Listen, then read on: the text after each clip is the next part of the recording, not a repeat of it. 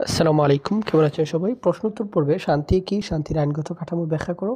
এই প্রশ্নটির উত্তর শেয়ার করব। প্রথমে হচ্ছে ভূমিকা, এরপরে হচ্ছে শান্তি, এরপরে হচ্ছে প্রামাণ্যের সংজ্ঞা, এরপরে হচ্ছে শান্তির আইনগত কাঠামো।